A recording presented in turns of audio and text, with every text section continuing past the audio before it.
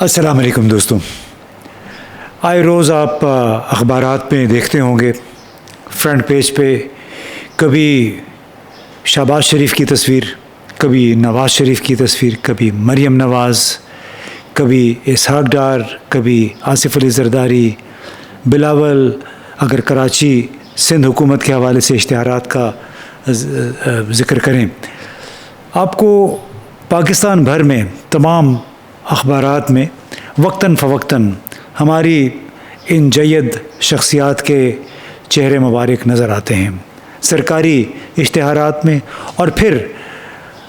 بہت سارے نجی ادارے سرمایہ کار ان کی چاپلوسی میں انہی کے چہروں شبیہوں کے ساتھ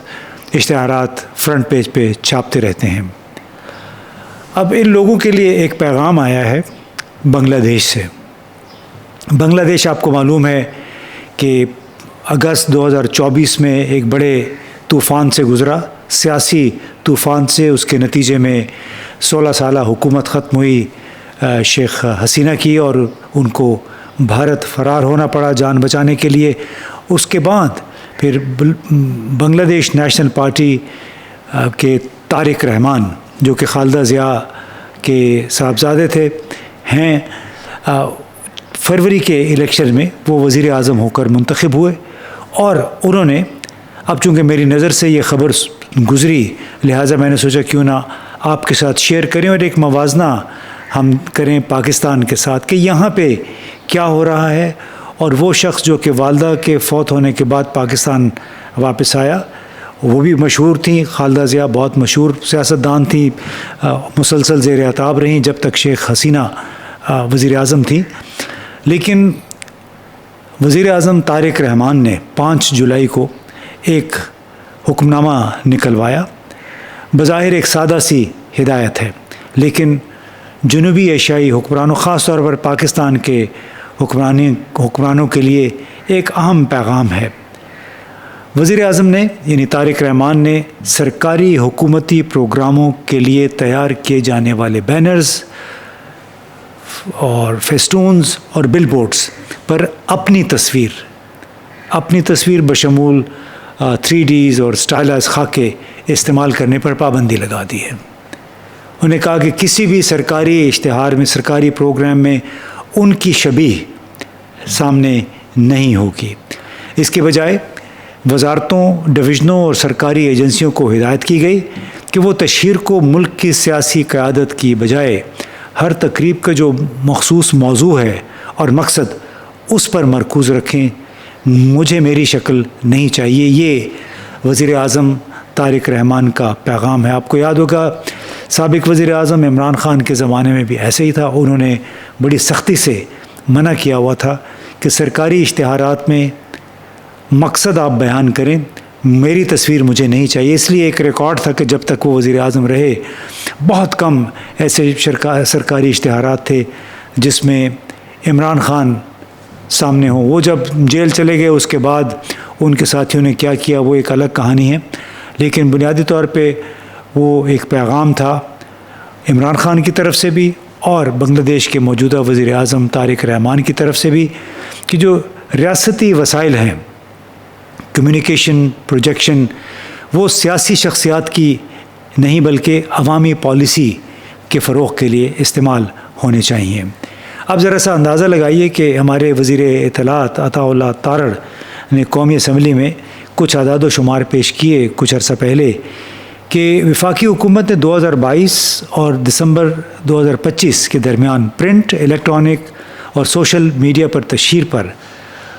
کم از کم 14 ارب روپے خرچ کیے۔ اس میں وہ رقوم شامل نہیں ہیں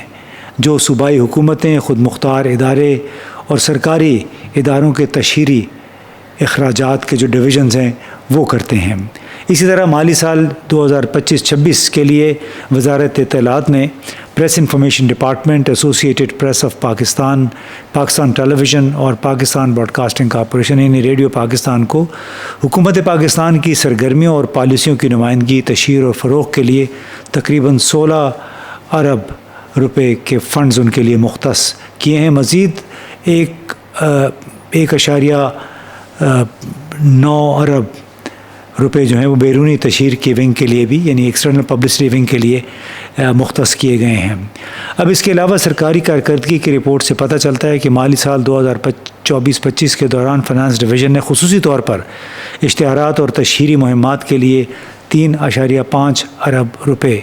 की ग्रांट्स जारी की। पंजाब की हुकूमत भी इसी तर्ज पर चल रही है। बस हो, बस स्टैंड हो, कूड़े के डब्बे हों, या कई और यूनिवर्सिटियों के तख्तियाँ हों, वहाँ पे या तो नवाज़ शरीफ के नाम की तख्तियाँ हैं, उनकी शबीह है, या फिर मरीम नवाज़ हैं। आजकल चौधरी परवेज़ इलाही भी हुआ करते थे, शहबाज शरीफ भी थे जब वो वज़ीर आला रहे पंजाब के। तो इसमें इसी तरह जब गैर मुल्की दौरों पे जाना होता है या कोई गैर मुल्की मेहमान यहाँ पे आ रहे होते हैं तो एक एक सफ़े के इश्तिहारात छप रहे होते हैं, उसमें हमारे यही जय्यद हुक्मरान इन्हीं की शबीहें आपको नज़र आती हैं। उस पर अरबों रुपए, और ये जो बजट असम्बली में पेश किया जाता है,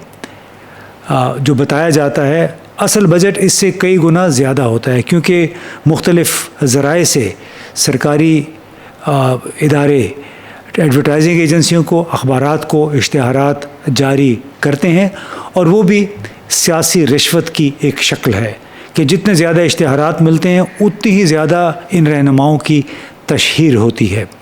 और इसके मुकाबले में अगर आप बांग्लादेश को देखें तो उसने जो नई इंस्ट्रक्शन आई है वज़ीर आज़म तारिक रहमान की तरफ से, तो उसने बड़ी वाज़ेह कोशिश है कि फ़र्द की प्रोजेक्शन को जो अवामी मफाद है उससे अलहदा कर दिया है। इससे कोई बहुत ज़्यादा अखराजात में कमी नहीं होती है, लेकिन ये एक सिंबॉलिक अलामती पैगाम ज़रूर है। और यही इसीलिए कहते हैं कि पाकिस्तान को एक बड़े शदीद बहरान का सामना है, जिसमें ज़ाती तशहीर के दिलदादा हमारे हुक्मरान कर्ज़ों के पैसे मीडिया में बांटते रहते हैं अपनी तस्वीरें छापने के लिए, और वो रुपया जो कि मीडिया हाउसेस को जाता है रिश्वत की सूरत में अपनी तस्वीरें छापने के लिए, उसका एक एक रुपया सरकारी स्कूलों के क्लासरूम, सरकारी अस्पतालों, पुलिस या मकामी हुकूमती खदमात के लिए भी इस्तेमाल हो सकता है। एक एक रुपये की अपनी एक वैल्यू है। अब इसका अगर मवाज़ना करें कि एक तरफ वफाकी और सूबाई हुकूमतें अपनी ज़ाती तशहीर, इश्तिहारात, तस्वीरों, दौरों और मीडिया कैंपेन्स पर अरबों रुपए खर्च कर रहे हैं, दूसरी तरफ अगर ये ना कर रहे होते तो मैं अभी पढ़ रहा था नईम सादिक साहब, जिनका हमने पहले भी जिक्र किया, कराची से उन्होंने एक और पोस्ट भेजी, उसमें उन्होंने कहा कि अगर ये सरकारी अखराजात, सरकारी वसाइल हमारे इन हुक्मरानों की तशहीर पे ना खर्च हो रहे तो शायद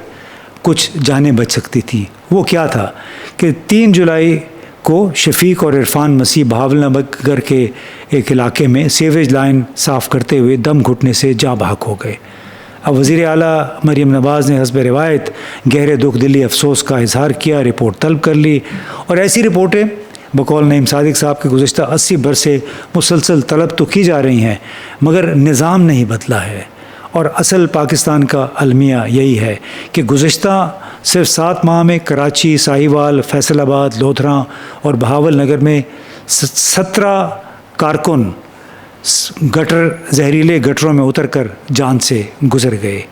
ये एक ऐसे रियासती निज़ाम की नाकामी है कि जहाँ पे हुक्मरानों के लिए जदीद तरीन गाड़ियाँ, जदीद तरीन जेट तैयारे और उनके एक एक एस्कॉर्ट में 35-35 गाड़ियों के लिए तो वो मुहैया होते हैं, लेकिन गटर की सफाई के लिए अभी तक कोई एक मुनासिब इक्विपमेंट नहीं आ सका, ताकि इन मज़दूरों को हम गटर में भेजने की बजाय मशीनों और इक्विपमेंट के ज़रिए गटर खोल सकें या उनकी सफाई कर सकें। अब असल सवाल ये नहीं है कि आप हुकूमत इश्तिहारात पे पैसे क्यों खर्च करती है, असल सवाल ये है कि किस मकसद के लिए इस्तेमाल हो रहे हैं। एक एक 10-10 करोड़ के इश्तिहारात एक दिन में हुकूमतें दे देती है। बांग्लादेश की हुकूमत कम अज़ कम अलामती तौर पर शख्सियात को बढ़ा चढ़ा कर पेश करने की बजाय पॉलिसियों की तशहीर का इंतखाब किया है। पाकिस्तान हुक्मरानी और सियासी मार्केटिंग के दरमियान जो एक लाइंस हैं वो ब्लर कर दी हैं,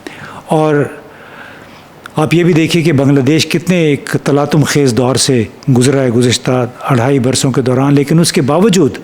اس کا وزیر اعظم جو ہے وہ مسلسل مرکوز ہے ایک ایسی حکمرانی پہ جس میں اداروں کی اصلاح کی جائے، سادہ طرز حکمرانی اختیار کیا جائے، اداروں میں جو فالتو لوگ ہیں ان کو نکالا جائے، ایک اس کو کہتے ہیں آسٹیرٹی ڈرائیو، یعنی کفایت شعاری کی مہم، وہ انہوں نے اختیار کی ہوئی ہے۔ بہت ساری اصلاحات وہاں پہ ہو رہی ہیں، کیونکہ سرکاری تشہیر پر غیر ضروری اخراجات کا جواز پیش کرنا اس لیے بھی مشکل ہے جب حکومت بیک وقت شہریوں سے مالی نصب و ضبط، ٹیکس اصلاحات، ان سے مزید ٹیکس لینے اور سبسڈیز میں مزید کمی کر رہی ہیں۔ پیٹرول کی، بجلی کی قیمتیں، افراط زر کی شرح بہت ہائی ہے، یعنی ہائی کاسٹ آف لیونگ ہے، اور اس ایک طرف تو آپ عوام کو قربانی دینے کا سبق دیتے ہیں، دوسری طرف اپنے اشتہارات پہ اربوں روپے سالانہ خرچ کر دیتے ہیں۔ تو یہ ایک بہت بڑا تضاد ہے جس کا ازالہ بہرحال ہمیں کرنا ہوگا، جس کی طرف بار بار توجہ بھی جاتی ہے کہ جو سرکاری وسائل ہیں وہ حکمران